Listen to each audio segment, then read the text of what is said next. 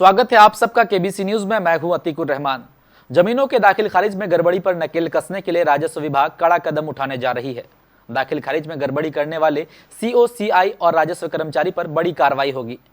हाजीपुर पहुंचे भूमि सुधार एवं राजस्व मंत्री रामसूरत राय ने हमारे संवाददाता अनिल कुमार को बताया कि अब 1 अप्रैल से जमीन रजिस्ट्री कराने वाले का उसी वक्त दाखिल खारिज किया जाएगा। सरकारी जमीन को गलत तरीके से किसी के नाम जमाबंदी करने वाले और दाखिल खारिज करने वाले सीओ, सीआई और राजस्व कर्मचारी पर कार्रवाई की जाएगी।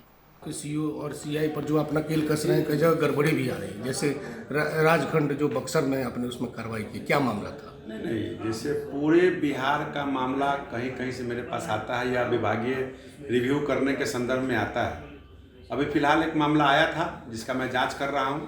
जांच हुआ भी है, सत्ता पाई भी गई है और मैं विश्वास दिलाता हूं कि कोई भी लोग अगर सरकार के जमीन का कोई अगर गलत जमाबंदी कायम कर देता है, रसीद गलत काट देता है, दूसरे को मालिक बना देता है, इसमें डायरेक्ट जो संबंधित पदाधिकारी उस पर कार्रवाई हुई है और होगी। आने वाले आपके अगर नज़र में कोई मामला हो तो मुझे दें। उदाहरण के तौर पर मैं कहना चाहूँगा कि बक्सर जिले के राजपुर अंचल के अंतर्गत ऐसा काम हुआ है। दाखिल खारिज में कर्मचारी या सीओ के द्वारा जो लोग बिना समझे बुझे रिजेक्ट कर देते हैं, उनको कारण बताना पड़ेगा, लिखना पड़ेगा और छोटे छोटे कारणों के कारण रिजेक्ट कर देना, वो सब समाहित किया गया है, हटाया गया है और उनको 2 लाइन लिखना पड़ेगा कि इनका क्या प्रॉब्लम है। उस प्रॉब्लम को सलटने के लिए उनको लिखना पड़ेगा, तब उसको खारिज करना पड़ेगा। ये व्यवस्था हमने बनाया है। तीसरा एक चीज़ और हम करने जा रहे हैं कि दाखिल खारिज के अंदर जो थोड़ा टाइम लगेगा, इसमें दाखिल खारिज के अंदर किसी किसान का ज़मीन 100 डिसमिल है, वह किसान 120 डिसमिल ज़मीन को बेच देता है। पहला विक्रेता ज़मीन 50 डिसमिल खरीदता है, दूसरा विक्रेता 30 डिसमिल खरीदता है और चौथा विक्रेता 50 डिसमिल खरीद लेता है, यानी 25-30 डिसमिल फालतू ज़मीन खरीदता है। और तीसरा विक्रेता को यह मालूम है कि ज़मीन पहले से कम है और कर्मचारी से, सीआई से मिलके पहले दाखिल खारिज वाले जो अप्लाई किए हुए हैं उनको नहीं होने देता है और वो अपना रजिस्ट्री करवा करके कम दाम में और जाके मैनेज करके वो दाखिल खारिज कराना चाहता है, जिस कारण से पहले और सेकंड वाले का दाखिल खारिज नहीं होता है।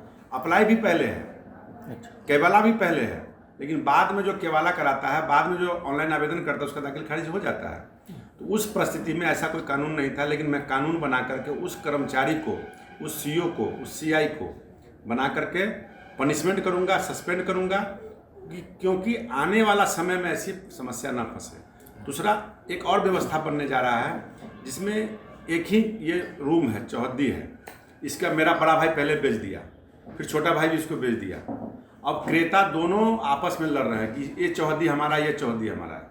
चौहद्दी पहले भी होता है, लेकिन अब चौहद्दी का भी रजिस्ट्री होगा, वो ऑनलाइन हो जाएगा आने वाले समय में।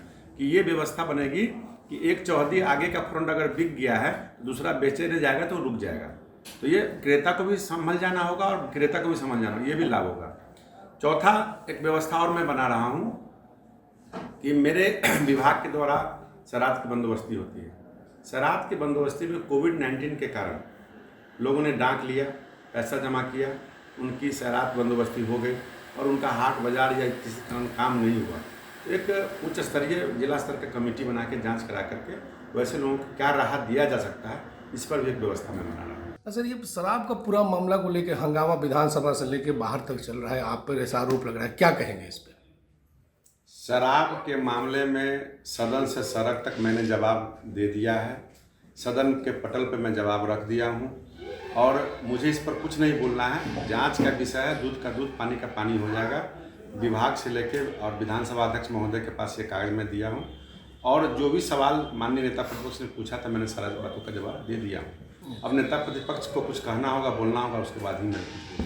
आप मानते हैं कि इस मामले में पूरी तरह से आप निर्दोष हैं?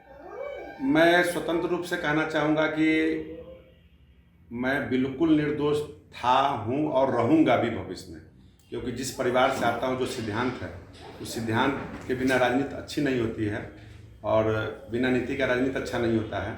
तो मैं किसी ऐसे व्यक्ति का पुत्र हूँ जो सिद्धांत के साथ चलते थे और वही अपने जीवन में मैंने अडॉप्ट किया है। उनके बचे हुए कामों को आगे बढ़ा रहा हूँ।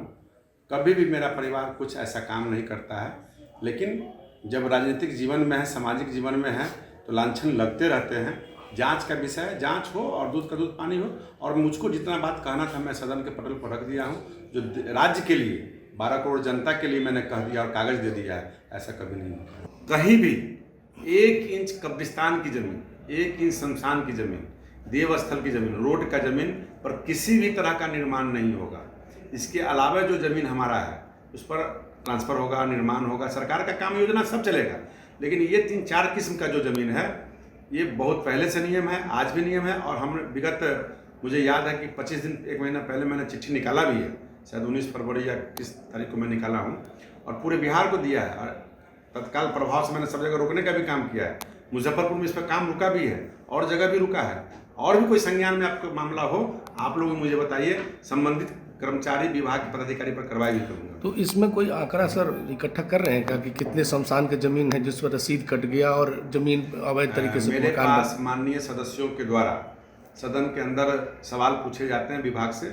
उस विभाग के द्वारा मुझे मेरे संज्ञान में लगभग 10 केसेस ऐसे आए हैं। वो मामला अनेक जगहों का है, खास करके मुजफ्फरपुर होने के नाते 4-5 जगह तो मेरे संज्ञान में है और क्वेश्चन के माध्यम से आया है। तो इस तरह से कहीं भी कोई अगर ऐसा किया होगा तो मैंने आदेश दिया है कि उसकी कार्रवाई की जाए। और पूरे बिहार में किस किस्म का कितना ज़मीन है मैंने मांगा भी है। सारे मानव बल जब हमारे आ जाएंगे तो बृहद पैमाने पर मैं काम करूंगा। और पूरे बिहार के अंदर जो सुयोग्य श्रेणी के व्यक्ति हैं, जैसे दलित, महादलित, अति पिछड़ा वर्ग से जो लोग आते हैं, जिनको ज़मीन नहीं है, भूमिहीन है, वैसे सभी परिवारों को ज़मीन भी देने का काम करूंगा। चिन्हित करके हमारे पास जो ज़मीन है, आम खास गरमजरुआ ज़मीन, वैसे टाइप की ज़मीनों को बांटने का भी काम करूंगा। अगर नहीं है तो सरकार ने एक व्यवस्था बनाया। माननीय मुख्यमंत्री जी को मैं धन्यवाद देना चाहता हूँ, आभार प्रकट करना चाहता हूँ। उनकी जो सोच है गरीबों के प्रति, माननीय यशस्वी प्रधानमंत्री जी की जो सोच है कि मैं सबको आवास दूंगा, तो आवास तब मिलेगा जब ज़मीन होगा। तो मैं ज़मीन दूंगा, हमारी बिहार सरकार ज़मीन देगी और माननीय प्रधानमंत्री जी आवास योजना देंगे। गरीबों के हित में काम किया जाएगा, एक भी व्यक्ति भूमिहीन नहीं रहेगा। आने वाला समय में आपको विश्वास दिलाता हूँ।